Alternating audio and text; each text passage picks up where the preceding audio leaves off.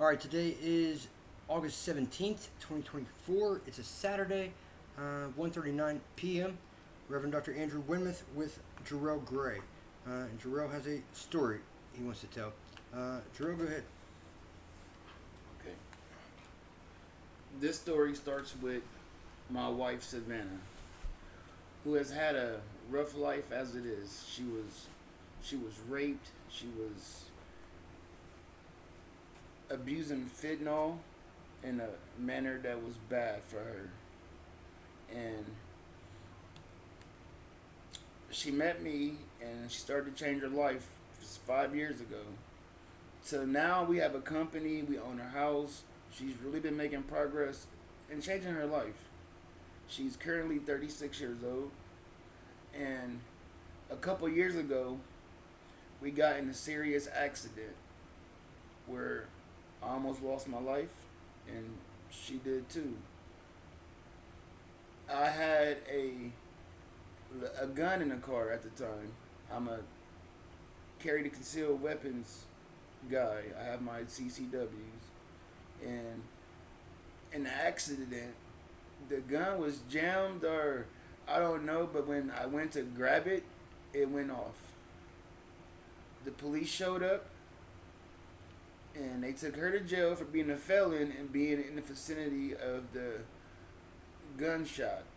When I told them I'm the one that shot the gun, I should have got a charge for probably improperly handling the gun, but it was really behind the accident that we were in, and that the gun somehow got jammed. They take her to jail. She gets out. They put her on probation, and she has a problem passing the urine because she's addicted to fentanyl at the time. And when she was supposed to turn herself in, our daughter, who was 7 at the time, was in the process of having heart surgery. She was born with tetralogy of flow, which does not allow her heart to pump the blood out enough according to how her body is growing. So she was up for surgery to enlarge her heart to pump the blood. And the doctors had all these new kind of procedures now, and there was one in particular that only been done on like 5 other kids, and that was the same day my wife was supposed to turn herself in. She had to talk to me. She had to be there for this doctor. So she didn't show up. She instantly had a warrant out for arrest, fighting addiction. The process took like 6 months to figure out which way we was gonna go with it, and we finally went a way that was gonna probably take her life if something went wrong. And my wife then was trying to work on turning herself in and getting clean. The reason she was scared to go to jail was because when she went to jail with the handling, when the gun went off, when you go through withdrawals, you can't defend yourself. And Jackson Pike is probably the 3rd worst jail in America. And she was assaulted, she was jumped, and she was beat up very bad when she was in there. So she was terrified of turning herself in, but she knew she had to turn herself in. Eventually, it catches up to her, and she goes to jail in April. And the judge is Judge Karen Phipps. She instantly did not like my wife. I wrote a letter to the judge, enlightening the judge of what was going on in our life at the time she was supposed to turn herself in. Not giving her an excuse of why she ran. Just to let the judge know that we was dealing with something and nothing is above the law. And I understand that. And that's not what I was trying to do. So 2 weeks later, her court date is up, and she comes out, and Karen Phipps is so irate. She tells her, "Get her out of my courtroom. I don't want to look at her." And take her back to jail. And in 30 more days, she has another court date. And the PO and the lawyer and the prosecutor all agreed that she should be reinstated to probation and come home.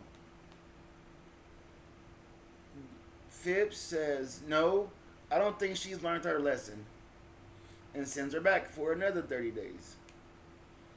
30 days later, she tells her,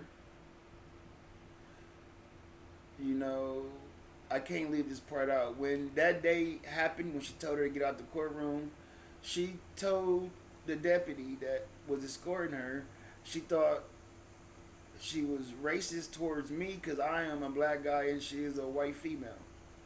And she was just openly talking to the deputy. Deputy said that, I don't know what you did, but Phipps obviously don't like you.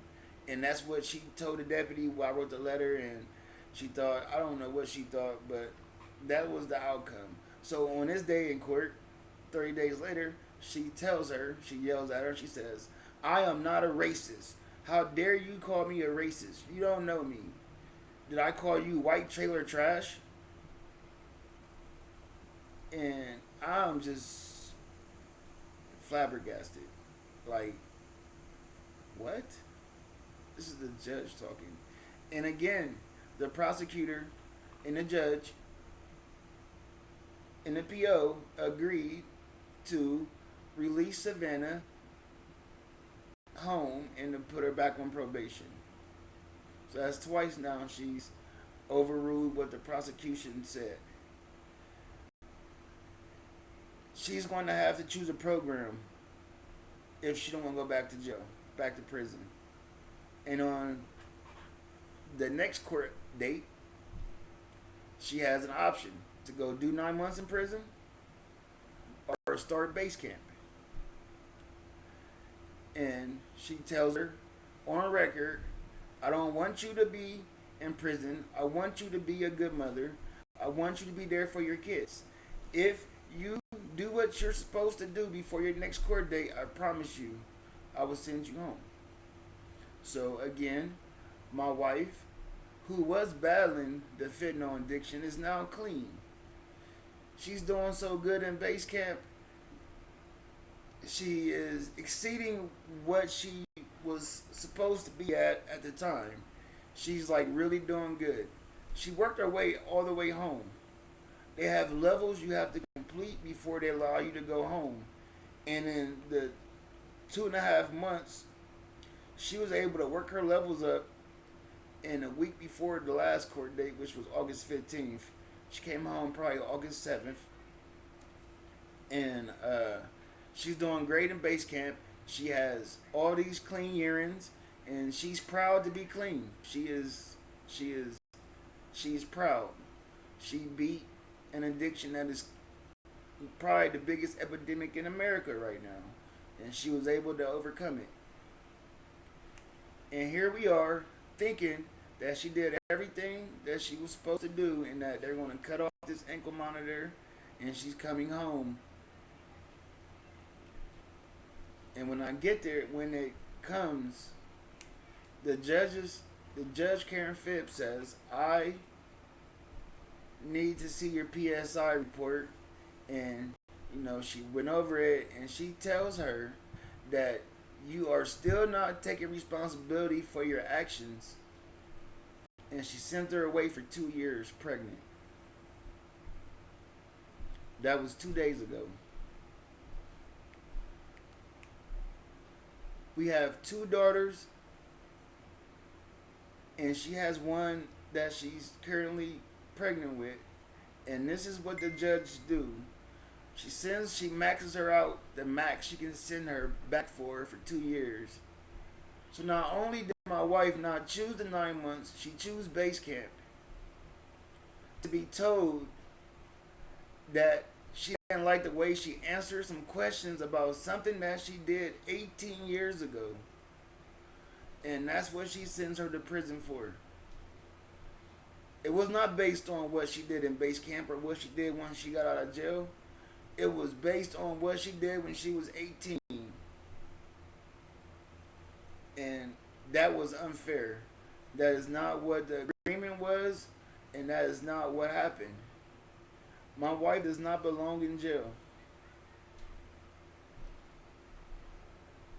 My wife is a saint to people, and people love her. They flock to her, and that's why the base camp was going to make her a counselor after this court date, because she saved 4 or 5 people from dropping out and going back to their old lives, and they stuck around for my wife, because she helped them. She talked them into staying, and this is what happened to her. I still haven't told my daughters yet that they're not going to see their mom for 2 years. And she was doing so good, and they're not going to understand why. And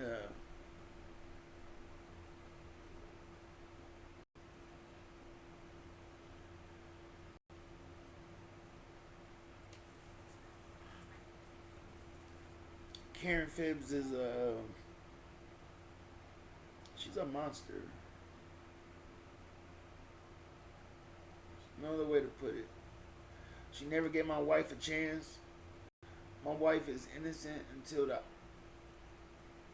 she's proven to be guilty. And she wasn't. And she did what the judge asked her. On a day in hand when she told her what she could do, and she chose the base camp, when she walked out, her and the lady that stood next to her had an open discussion about, I don't think she's going to pass anyway. And you told her you either going to sink or swim. And she swam, and I felt like the judge didn't like the fact that she swam. Like, I don't understand what happened 2 days ago. I'm confused. And my wife is the owner of a towing company. Now, after everything she's been through, she's changed her life drastically. Up until the gun went off, she got in trouble when she was 18. Up until when the gun went off, she had no priors probably for 17 years. And because she was in the vicinity of a gun that was jammed from an accident, she went to jail. She don't belong in prison. My wife has bought PlayStation 5s for cancer kids in Children's Hospital. She don't belong in prison. My wife has donated money to people who needs money. She doesn't belong in prison. If you didn't like the way the PSI psychiatric thing, whatever, came back, you could have got her a counselor for her mental state, not prison. You don't tell her you want her to do good for her kids and be there for her kids and then send her back because the way she answered the question on something that she did 18, 19 years ago. She doesn't belong in prison. I don't know who's going to see this video, but her name is Savannah Gray, and I think people need to hear her story, because this is not right. This is not right at all. And she beat the odds. She was actually clean and got off of fentanyl and was helping people. She don't belong in prison. The program she was in, they're sad and they're crying. And they're willing to write statements and say whatever that they need to say to try to get her home. Because again, she don't belong in prison. So I don't know who's going to see this, but thank you for your time. Thank you for hearing me. God bless. Bam. So, So real quick, you mentioned interaction with Franklin County Sheriff's deputy. You were talking about Franklin County Sheriff's? That told her that she didn't like her. Yeah. It was the deputy that escorted her into the courtroom. Okay. Okay. So just repeat that for me. What did they say? What did the deputy say? I don't know what you did, but Phipps don't like you. Her attorney told her on day one, Phipps don't like you.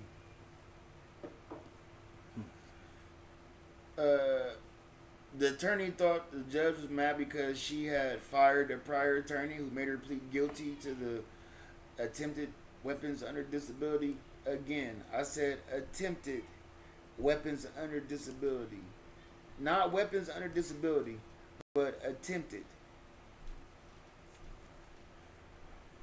Instead of hearing the story about the accident and everything, she fired that judge, and it felt like she held some kind of vendetta against her for firing Sam Szymanski, who is a famous lawyer here in Columbus, Ohio. Because at the time, she really believed that her story should have been heard. Like, us being in a 3-car pileup accident should have been heard. The fact that the gun got jammed in that accident, it should have been heard. She should have never even went to jail from the beginning. She had 15 years with no priors. And the attorney told her the judge don't like you. The deputy told her you got the worst judge and that she don't like you. And we couldn't figure out why. We still don't know why. But Phipps personally held her. That's the word I'm looking for.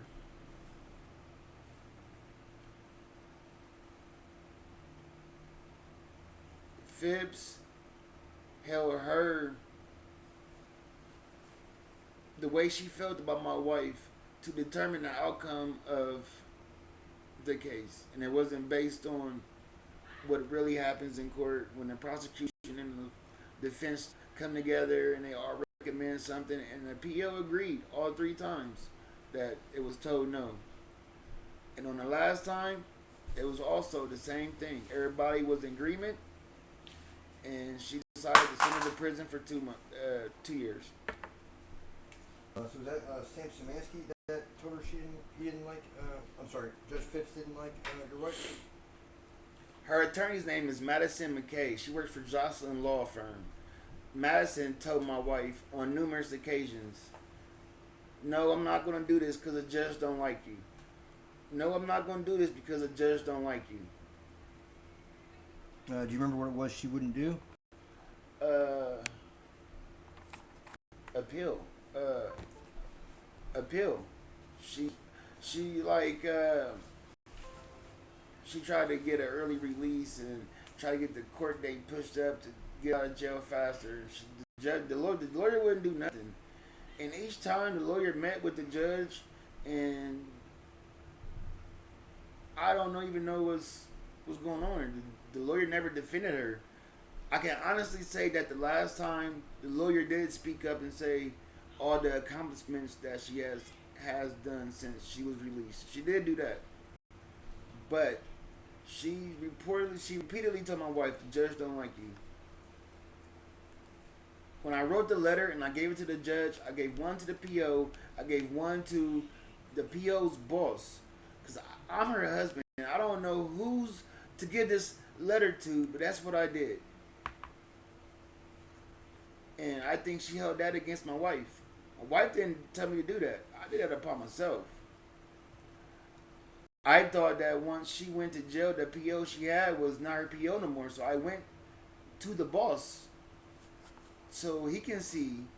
Because when she was thinking of turning herself in, she called the probation officer.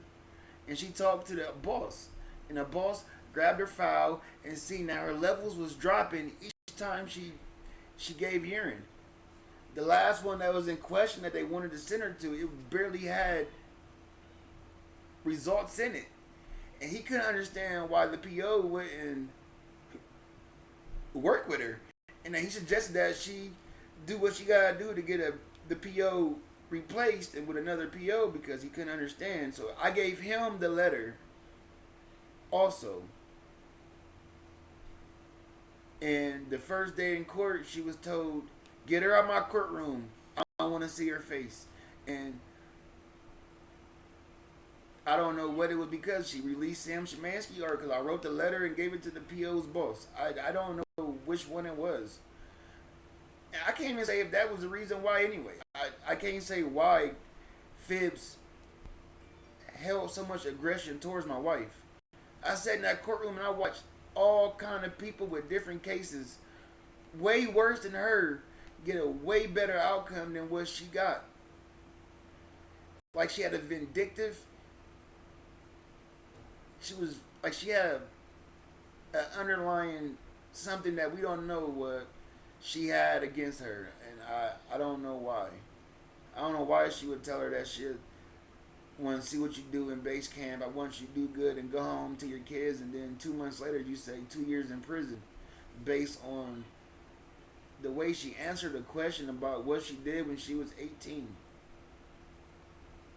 It just makes no sense to me. It was, you complete base camp, you go home, and that's what my wife did.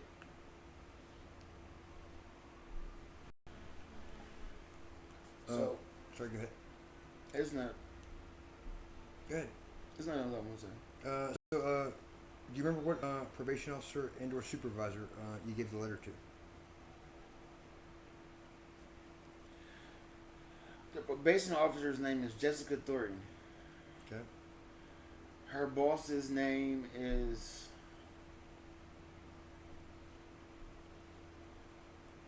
I can't remember his name. But it was the boss of them. I know it was the boss. I put it in the mailbox. And, let's just look up the case real quick.